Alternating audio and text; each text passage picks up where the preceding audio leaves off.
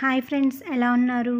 ఏం చేస్తున్నారు? ఈరోజు వీడియో మేము కోటప్పకొండకు వెళ్ళామన్నమాట. మా చెల్లి వాళ్ళ ఫ్యామిలీ వచ్చినప్పుడు ఒకసారి వెళ్ళాము.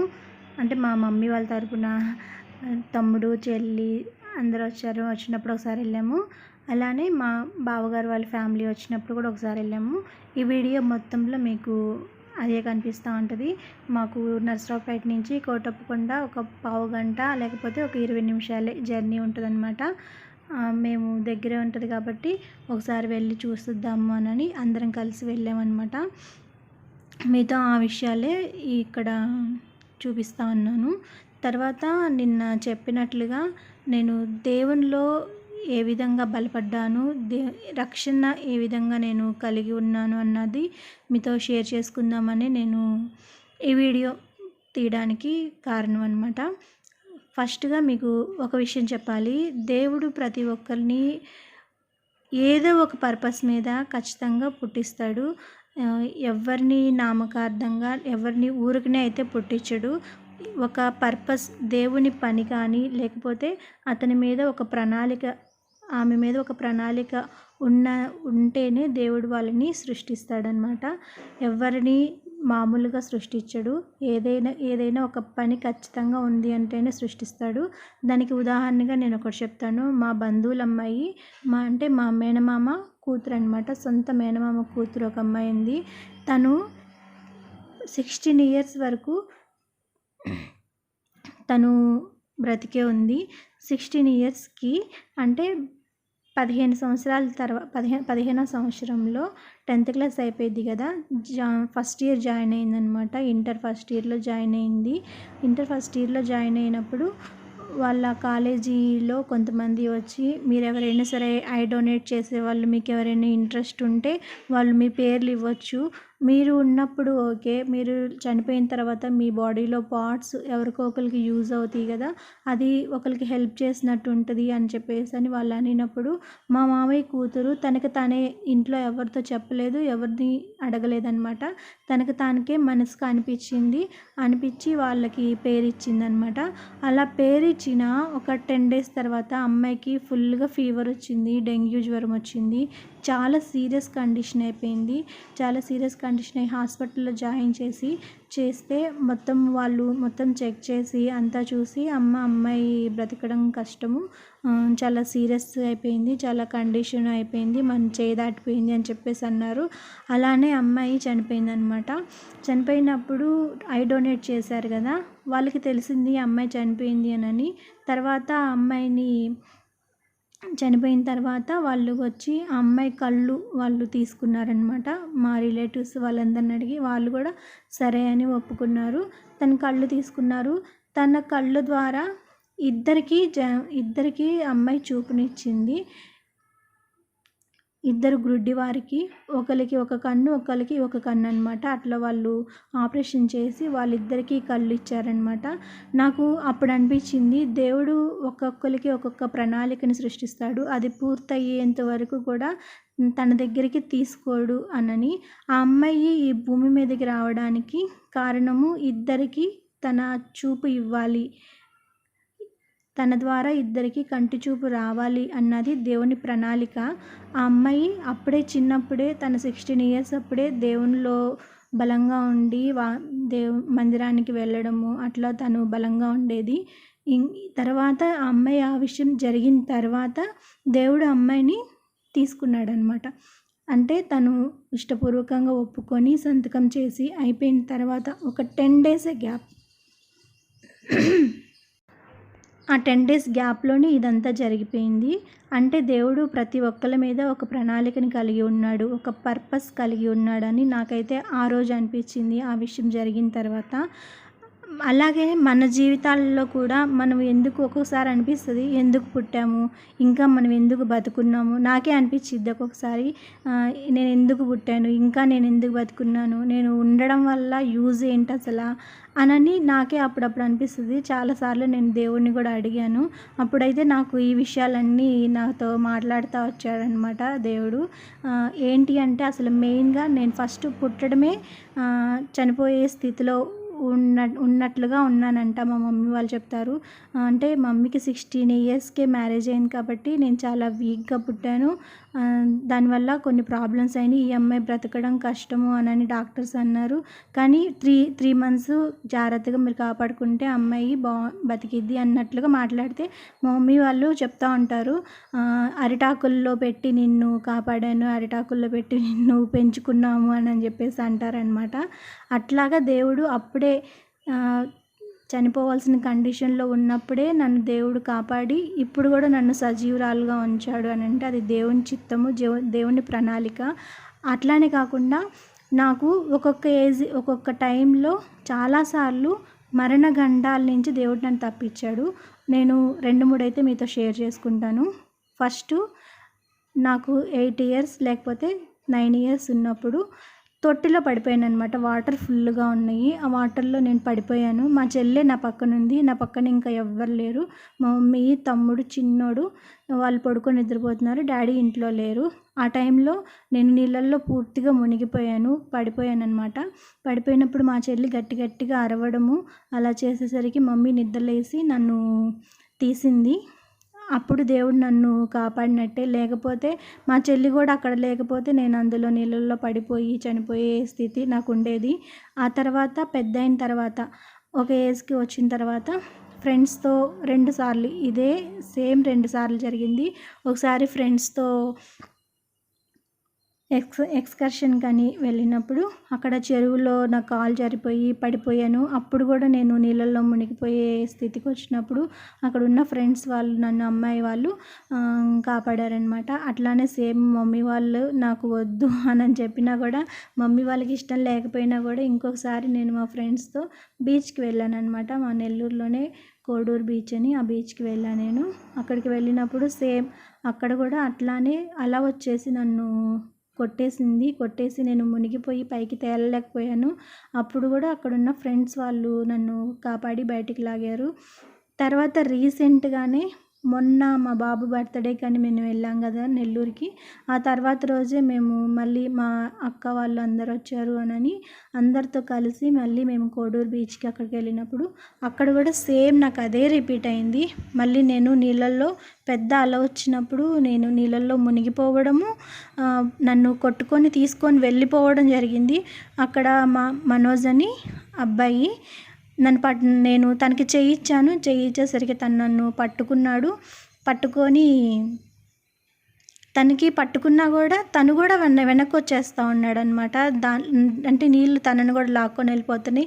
ఆ తర్వాత వెంటనే మా తమ్ముడు వచ్చి కూడా రెండో చేయి నన్ను పట్టుకొని లేపబోతుంటే కూడా నేను లేగలేకపోయాను. తర్వాత మా చెల్లి వాళ్ళ హస్బెండ్ ఆ అబ్బాయి వచ్చి నన్ను పైకి లేపినప్పుడు నేను లెగిసాను. లేకపోతే కొట్టుకొని అట్లానే నీళ్ళల్లో వెళ్ళిపోయేవాళ్ళము. సముద్రంలో చాలామంది నీళ్ళల్లో పడి వెళ్ళిపోయి చనిపోయిన వాళ్ళని చాలామందిని చూశాను. ఆ తర్వాత కూడా నేను చాలా విన్నానన్నమాట. దేవుడు నన్ను అప్పుడు కూడా తప్పించి నన్ను కాపాడాడు, బతికిచ్చాడు అని చెప్పేసి నాకు అనిపించింది. అట్లా నేను చాలాసార్లు దేవుని నీళ్ళల్లోనే ఎక్కువ నేను మాకు మ్యారేజ్ అయిన కొత్తలో కూడా సేమ్ అదే సిచ్యువేషన్ జరిగింది. నీళ్ళల్లోనే సేమ్ అదే బీచ్లోనే మా హస్బెండ్ ఆ రోజు నన్ను కాపాడినట్టు అనమాట. అట్లా నీళ్ళల్లో దేవుడు నన్ను చాలాసార్లు చావు అంచుల దాకా వెళ్ళి కూడా నేను బ్రతికాను. నాకు అనిపిస్తూ ఉంటుంది ఒక్కొక్కసారి. ఎందుకంటే నాకు చిన్నప్పటి నుంచి మమ్మీ వాళ్ళు కానీ నా ఫీలింగే నన్ను తక్కువగా చూస్తున్నారు, నాకేం తెలీదు, నేను లోక జ్ఞానం లేని దాన్ని, నన్ను ఎటువంటి జ్ఞానం లేదు నాకు, ఈ అమ్మాయి ఇంటికి పెద్దగా పుట్టింది కదా అందుకని మిగతా పిల్లలతో పోల్చినప్పుడు ఈ అమ్మాయికి అంతగా లోక జ్ఞానం లేదు అది ఇది అని చెప్పేసి అనుకున్నప్పుడు అది నాకు చాలా కొంచెం బాధేసేది. నేను తక్కువగా ఉన్నాను, నాకేం చేత కాదు, ఏం చేతకాని దాన్ని నాకేది తెలియట్లేదు అని ఆ విధంగా ఆలోచిస్తూ ఉండేదాన్ని. మ్యారేజ్ అయిన తర్వాత కూడా నా భర్త కూడా 2-3 సార్లు నన్ను అన్నాడు, ఇట్లాంటి అమ్మాయిని నేను చేసుకున్నాను, ఎటువంటి జ్ఞానం లేదు, తెలివి తక్కువ, పిచ్చిది, తిక్కల అమ్మాయిని నేను చేసుకున్నాను, ఇది నా కర్మ అని కూడా నా భర్త 2-3 సార్లు నన్ను అన్నాడు. అవన్నీ నాకు తలుచుకున్నప్పుడు తల్లిదండ్రులంటే ఓకే. భర్త కూడా అనేసరికి నాకు చాలా బాధేసింది. నేను ఇంకెందుకు బతకాలి? ఎందుకు నేను ఇంకా బతికున్నాను? నా వల్ల ఉపయోగం ఏంటి? ఏది చేతకాని దాన్ని, ఏమీ తెలియని దాన్ని. నేను ఇంకా బతికుండడం వల్ల యూజ్ ఏంటి? నాకు ఏది చేత అవ్వట్లేదు కదా! ఒక వంట చేయడం చేత కాకపోవడము, ఇల్లు నీట్‌గా పెట్టుకోవడం గానీ, అట్లా పిల్లోడిని చూసుకోవడం గానీ, ఇంకా భర్తని సరిగ్గా చూసుకోవడం గానీ, ఇట్లా ఏ విషయంలోనూ నేను పర్ఫెక్ట్ కాదు. ఏ విషయంలోనూ నేను కరెక్ట్‌గా లేను. నేను ఇంకెందుకు బ్రతికుండాలి? ఎందుకు నేను ఇంకా ఉండాలి? నన్నెందుకు దేవా ఇంకా బతికుంచావు? నేను చనిపోతే సరిపోయిద్ది కదా! నా వల్ల ఏ ఉపయోగం లేదు. ఏం యూజ్ లేదు. ఎవ్వరికీ ఉపయోగం లేని దాన్ని నేనెందుకు బతుకున్నాను అని చెప్పేసని ఇట్లానే నేను ఉన్నాననమాట. ఆ విధంగానే నేను దేవుని దగ్గర ప్రేయర్ చేసుకుంటూ ఇంట్లో మనశ్శాంతి లేదు నాకైతే. ఎందుకు అని ఇదే నాకు స్ట్రగుల్ అవుతా అట్లా ఉన్నప్పుడు సరే మందిరానికి వెళ్దాము. దేవుని దగ్గరికి వెళ్తే దేవుడి మాటలన్నా నన్ను కొంచెం ఆదరిస్తాయి అనని 4 సంవత్సరాలు నేను దేవునితో దూరంగా ఉన్నాను. కారణం వచ్చేసి కరోనా టైం వచ్చింది కదా! అప్పుడు మందిరాలన్నీ క్లోజ్ అయిపోయినాయి. అందుకని మందిరానికి వెళ్ళడం ఆగిపోయింది. తర్వాత నాకు బాబు పుట్టడము, ఇంకా తనని చూసుకోవడము, తనతోనే ఉండడము, ఆ విధంగా నేను దేవునికి దూరం అయిపోయాను. కనీసం బైబిల్ కూడా నేను చదువుకోవడానికి ఇంట్లో నాకు సమయం లేకుండా అవ్వడం కానీ అట్లా అయిపోయిందనమాట. నాకు సమయం దొరికిద్ది, సమయం కలుగజేసుకుంటే దొరికిద్ది. కానీ నేను దేవునికి అవకాశం ఇవ్వకుండా లోకానికి నేను అవకాశం ఇచ్చానని నాకైతే ఇప్పుడు అనిపిస్తూ ఉంది. అట్లా నేను దేవునికి చాలా దూరం అయిపోయాను. దూరం అయిపోవడం వల్ల నాకు లోకం దగ్గర అయ్యేసరికి నాలో ఇంకా డిప్రెషన్ కానీ అట్లాగా ప్రతీదీ నేను ఎందుకు ఉండాలి ఇంకా, ఆ విధంగా నాకు చాలా ఆలోచనలు వచ్చేసినాయి. చిన్నప్పటి నుంచి నాకు సూసైడల్ థాట్స్ కూడా కొంచెం ఎక్కువగా ఉండేవి అనమాట. అంటే ఏదైనా చిన్న కష్టం వచ్చినా తట్టుకోలేని స్థితి. ఏమన్నా చిన్న బాధ వచ్చినా నేను ఎందుకు ఉండాలి, నేను చనిపోతే సరిపోయిద్ది కదా అన్న ఆలోచనలే నాకు చిన్నప్పటి నుంచి ఎందుకో ఉండేవి. కానీ ఎప్పుడు కూడా నేను అటువంటి ప్రయత్నం చేయలేదు. కానీ నా మనసులో మాత్రం అలాంటి ఆలోచనలే వచ్చేవి. అట్లానే నేను ఇట్లానే ప్రేయర్ చేసుకొని మందిరానికి వెళ్తేనైనా ప్రశాంతంగా ఉంటాను కదా అని చెప్పేసని దేవుని దగ్గరికి వెళ్ళినప్పుడు 4 సంవత్సరాల తర్వాత నేను మనస్ఫూర్తిగా నేను వెళ్ళాలి అని ఆశపడి దేవుని దగ్గరికి వెళ్ళినప్పుడు ఆ రోజు దేవుడు తన వాక్యంలో చెప్పిన మాట నాకు ఇంకా చెంప మీద చెల్లుమనిపించినట్టు అనిపించిందనమాట. దేవుడు ఏమన్నాడంటే, నువ్వుంటే లోకంలోనన్నా ఉండు, లేకపోతే దేవునిలో నాలోనన్నా సంపూర్ణంగా ఉండు. అంతేకాని నువ్వు నులివెచ్చిన స్థితిలో నువ్వు ఉండొద్దు. అలా ఉంటే నేను నిన్ను ఉమ్మి వేస్తాను అని చెప్పేసి దేవుడు నాతో మాట్లాడాడు. మాట్లాడినప్పుడు ఇంటికి వచ్చి ఎంత ఏడ్చుకున్నానంటే, ఒక పక్కన భర్త అలా అంటున్నాడు, నువ్వు ఈ అమ్మాయిని చేసుకోవడం నా కర్మ అన్నట్టుగా తను ఫీల్ అవుతున్నాడు. పక్కన తల్లిదండ్రులు నీకు ఏం చేత కాదు, నీకేం లేదు అన్నట్లుగా వాళ్ళు అనుకుంటున్నారు. నేను ఎట్లాగా నేను ఎందుకు బతకాలి, సరే అని చెప్పేసి దేవుని దగ్గరికన్నా వెళ్దాము అని అక్కడికి వెళ్తే దేవుడు నువ్వు ఉంటే నాలో సరిగా ఉండు, నువ్వెందుకు లోకంలో ఉంటావు అని మాట్లాడి, నువ్వు అట్లానే ఉంటే కనుక నేను నిన్ను ఉమ్మి వేస్తాను అని అన్నప్పుడు నాకు చాలా బాధేసింది. దేవుడు కూడా నన్ను నిర్లక్ష్యం చేసి, దేవుడు కూడా నన్ను దూరం చేస్తే నేను ఇంకెందుకు అని చాలా డిప్రెషన్లోకి వెళ్ళిపోయాను. చాలా ఏడ్చుకున్నా నేను. అసలు అది కంట్రోల్ చేయాలన్నా కూడా నా వల్ల కాలేదు. అంతా ఏడ్చి దేవుని దగ్గర ఒకటే ప్రార్థన చేసుకున్నా, దేవా నా తప్పులుంటే క్షమించు, నేను ఇన్ని రోజులు మీకు దూరంగా ఉన్నాను, ఇన్ని రోజులు నేను మిమ్మల్ని చాలా బాధ పెట్టాను, ఎన్నోసార్లు లోకంలో పడిపోయాను, ఎన్నో మీకు ఇష్టం లేకుండా నేను జీవించాను. ఇక నేను జీవించినట్లాగా నేను నమ్మకంగా మీతోనే ఉంటాను, నీతోనే నేను ఉంటాను, నాకు ఇంక ఎవ్వరు అవసరం లేదు, నాకు మీరుంటే చాలు అని చెప్పేసి దేవుని దగ్గర నేను సంపూర్తిగా నేను ఇంక లోకంలో ఉండను, నేను మీతోనే ఉంటాను. ఒకవేళ లోకంలో ఉంటే మీరు నన్ను ఉమ్మివేస్తా అంటున్నారు కాబట్టి నేను ఇంకా ఉండను, అట్లాగా నేను మీ వైపే ఉంటాను, మీతోనే ఉంటాను అని ఆ రోజు నేను డిసైడ్ చేసుకొని అప్పటి నుంచి ఇంక నేను దేవునికి దగ్గరగా జీవించడం నేర్చుకున్నాను అనమాట. ఈ విధంగా నాలో రక్షణ కార్యం జరిగింది. రక్షణ అన్నది నిజంగా ఒక క్రిస్టియన్గా ఉన్న వాళ్ళు, మేము క్రిస్టియన్స్లో ఉన్నాం కదా, మాకు రక్షణ అవసరం లేదు, మాకు బాప్తిస్మం అవసరం లేదు, లేకపోతే మేము ఇట్లా అట్లా అనుకుంటారనమాట. కానీ ప్రతి ఒక్కరికి వ్యక్తిగతమైన రక్షణ అన్నది ఖచ్చితంగా అవసరము. రక్షణ అంటే ఏం లేదు, దేవుడు మన పాపములను క్షమించి మనల్ని తన బిడ్డలుగా చేసుకోవడమే. ఇప్పుడు నా తప్పులు నావి ప్రతీదీ నేను దేవుని దగ్గర ఒప్పుకున్నాను. నేను ఈ తప్పు చేశాను, నేను మీకు దూరంగా జీవించాను, నేను ఇట్లా ఉన్నాను, నేను అలా ఉన్నాను, నేను ఆ తప్పు చేశాను అని చెప్పేసి ప్రతీదీ దేవుని దగ్గర నేను ఒప్పుకొని పశ్చాత్తాపడ్డాను. అలా మన పాపములు ఒప్పుకొని దేవుని దగ్గర పశ్చాత్తాపడినప్పుడు దేవుడు మనకి పాప క్షమాపణ దయచేస్తాడనమాట.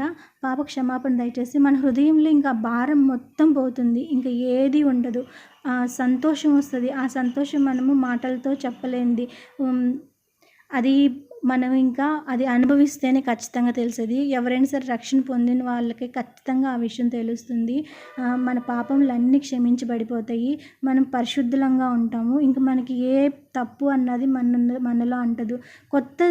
కొత్తగా జీవిస్తున్నాం మనము, ఇది నాకు నూతన జన్మ అన్న ఫీలింగే వస్తుందన్నమాట. దేవుడు అప్పుడు మన హృదయంలోకి వస్తాడు, మన హృదయంలోకి వచ్చి మనలోనే జీవిస్తాడు, ప్రతీదీ నేర్పిస్తాడు. ఖచ్చితంగా నేను చెప్తున్నాను, ప్రతీదీ దేవుడు మన హృదయంలో ఉండి హెచ్చరిక చేస్తూ ఉంటాడు. నువ్వు ఇప్పుడు ఇలా చేయి, అలా చేయని చెప్పేసి మనలో ఉండి దేవుడు హెచ్చరిక చేస్తూ ఉంటాడు. అది నేనైతే అనుభవించాను. పాప క్షమాపణ కలిగింది, దాన్ని బట్టి నాకు రక్షణ వచ్చింది అని నేను సంపూర్తిగా చెప్పగలుగుతాను. ఈరోజు మనం చనిపోయినా కూడా, నేను చనిపోయినా కూడా దేవుడు నా పాపములు క్షమించి నన్ను తన రాజ్యంలోనికి చేర్చుకుంటాడు. నేను ఒకవేళ ఈరోజు చనిపోయినా కూడా నేను పరలోకంలో ఉంటానన్న నిశ్చయిత నాకు కలిగిందనమాట. అదే నేను మీతో షేర్ చేసుకుందాం అనుకున్నాను. చాలామంది ఒకవేళ క్రిస్టియన్స్ ఎవరైనా కనుక చూస్తూ ఉంటే, నిజంగా నేను క్రైస్తవురాలు కదా, నాకేముంది, నాకు పాప క్షమాపణ అవసరం లేదు, రక్షణ అవసరం లేదు, నేను డైరెక్ట్గా పరలోకానికి వెళ్ళిపోతాను అని అనుకోవడం మాత్రం చాలా తప్పు. పుట్టిన ప్రతి ఒక్కళ్ళు పుట్టిన ఎవరైనా సరే పాపులే. ఎవ్వరు దేవుడు తప్ప ఎవ్వరు పరిశుద్ధులైతే కాదు. మనము పాప శరీరంతోనే పుట్టాం కాబట్టి మనము పరిశుద్ధంగా పరలోకంలో ఉండాలి, పరలోకంలో జీవించాలి అంటే, పరలోకంలో ప్రవేశించాలి అంటే ఖచ్చితంగా దేవుడి దగ్గర మన పాప క్షమాపణ అన్నది ఒప్పుకోవాలి. ఆ తప్పులు మళ్ళీ మనం రిపీట్ చేయకుండా దేవునికి దగ్గరగా జీవించాలి. అలా జీవించినప్పుడే మనకి రక్షణ కలుగుతుందన్నమాట. రక్షణ కలిగినాక మారు మనసు వస్తుంది. అంటే ఇప్పుడు ఒకవేళ మనం దొంగతనాలు అటువంటివి చేస్తున్నప్పుడు మనకి ఎప్పుడైతే రక్షణ కలుగుతుందో, పాప క్షమాపణ కలుగుతుందో, తర్వాత మనకి అలా చేయాలన్న మనసు కూడా మనకి రాదు. చాలామంది సాక్ష్యాలు కానీ అలా వింటున్నప్పుడు, నేనైతే డ్రగ్ అడిక్ట్ సాక్ష్యాలు అట్లా వింటున్నప్పుడు, అంతకుముందు డ్రగ్ అడిక్ట్ అంటే తెలుసు కదా, అసలు అది లేనిదే ఉండలేరు. ఇప్పుడు తాగుబోతులు ఉన్నారు, తాగకుండా ఉండలేరు వాళ్ళు. అటువంటి వాళ్ళు దేవుళ్ళలోనికి వచ్చినప్పుడు అసలు వాళ్ళకి అటువంటి మనసే ఉండదు. ఖచ్చితంగా ఇంక వాళ్ళు దాన్ని మానేసేస్తారు. మామూలుగా నేను ఈ రోజు నుంచి మానేయాలి, నాకు హెల్త్ బాగోదు అని అనుకొని మానేస్తే అది ఖచ్చితంగా ఒక 10 రోజుల తర్వాత మళ్ళీ తాగడం స్టార్ట్ చేస్తారు వాళ్ళు. కానీ ఎప్పుడైతే మనం దేవుని మీద ఆధారపడి దేవుణ్ణి మనము హత్తుకొని జీవించినప్పుడు మన ప్రతీదీ మనం ఖచ్చితంగా మానేసేస్తాము. ఆ విధంగా దేవుడు మనకి కలుగు చేస్తాడనమాట. అదే మనకి మారు మనసు. అంటే అంతకుముందు ఉన్న మనసు ఇప్పుడు ఉండదు, కొత్తగా నూతనంగా వస్తుంది.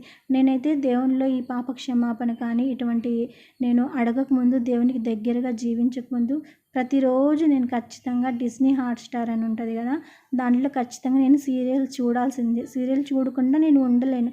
కానీ ఎప్పుడైతే నేను ఈ విధంగా దేవుని దగ్గర ఒప్పుకొని, దేవుడిని నాకు దగ్గరగా హత్తుకొని నేనైతే ఎప్పుడైతే జీవిస్తున్నానో, అప్పటి నుంచి ఇంతవరకు నేను సీరియల్ జోలికే నేను వెళ్ళలేదు. అసలు అది ఏం జరుగుతుందన్న ఆలోచనలు కూడా నాకు అంతకుముందు ఏం జరుగుతుంది అని చెప్పేసి ఇవే ఆలోచనలు ఉండే.